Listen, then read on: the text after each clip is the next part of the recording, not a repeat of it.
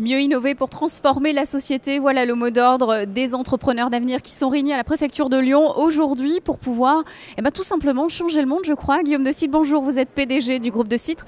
Les chiffres clés d'entreprise déjà, vous êtes dans le métier du livre. Alors de Citre, c'est 350 personnes, une entreprise centenaire. On vend 6 millions de livres par an à peu près, à la fois dans nos magasins, sur Internet, en papier, en numérique, un petit peu partout dans la région Rhône-Alpes et dans le monde entier. Alors aujourd'hui, vous êtes venu ouvrir la première séance plénière pour prouver que les entrepreneurs d'avenir peuvent changer les choses, réinventer leur métier, non pas que dans les boutiques, mais au sein même de l'entreprise, c'est-à-dire ? D'abord, on se rend compte que nos clients veulent des choses différentes, c'est-à-dire qu'à la fois ils veulent toujours venir en magasin mais avec des expériences différentes, plus de lieux de vie. Ils veulent aussi acheter sur Internet, ils veulent acheter aussi du livre numérique et tout ça dans un environnement, je dirais, cohérent en termes de service client. Donc déjà, nos clients nous forcent à changer. Deuxièmement, on voit que nos équipes aussi ont envie de choses différentes, c'est-à-dire qu'on essaie de faire en sorte de leur donner plus d'initiatives, de les faire travailler de manière plus cohérente et plus collaborative. Et ça donne des résultats assez extraordinaires. Justement, vous parlez d'envie, il ne faut pas les convaincre. Les salariés aujourd'hui sont déjà convaincus, le travail n'est pas à faire. Alors, chaque jour qui passe, il y a des sujets, il y a des projets.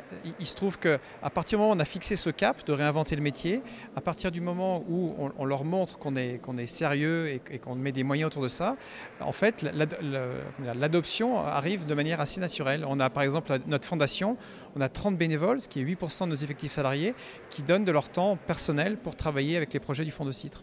Voilà, effectivement, et 4% des revenus de Citre reviennent dans le fonds, animent effectivement ce fonds. Alors, vous êtes venu avec une petite histoire, une anecdote aujourd'hui, l'histoire d'un sous-marin qui vous a permis de révolutionner le management en interne. Est-ce qu'on peut avoir cette anecdote ? Alors, c'est effectivement assez improbable, mais il se trouve que par le biais d'amis en Californie, j'ai découvert l'expérience de David Marquet, qui était un ancien commandant de sous-marins atomiques de l'US Navy, et qui en l'espace de 6 mois, en changeant sa méthode de management, a pris le plus mauvais sous-marin de la flotte américaine et en a fait le meilleur. Et il n'a pas changé la tôle ou le périscope, il a changé la manière de travailler avec ses équipes en leur donnant un cap, mais en ne leur disant pas ce qu'il fallait faire, mais simplement, dites, voilà, prenez-vous en main et ça a complètement changé ça. Et donc on a fait la même chose chez De Citre il y a ça un peu plus d'1 an, avec des résultats effectivement très étonnants dans le bon sens. Alors vous êtes le capitaine du groupe, comment est-ce que vous voyez l'avenir ? Cap sur quelle aventure ? Eh bien, on continue. En fait, le cap est toujours le même depuis 6 ans. C'est de réinventer le métier, de le faire avec de plus en plus de clients, de plus en plus largement, que ce soit en Rhône-Alpes, que ce soit en France ailleurs, soit seul, soit avec des partenaires comme Système U ou Cdiscount, et ainsi de suite. Donc c'est assez passionnant de ce point de vue-là. On n'en est qu'au tout début. Voilà, et je pense que vous avez dû trouver les bons outils, plus 25% de ventes de livres sur Internet, ce qui est pas mal. Le livre n'est pas mort. Le livre est tout sauf mort. Par contre, il est en plein changement. Merci beaucoup, Guillaume de Citre.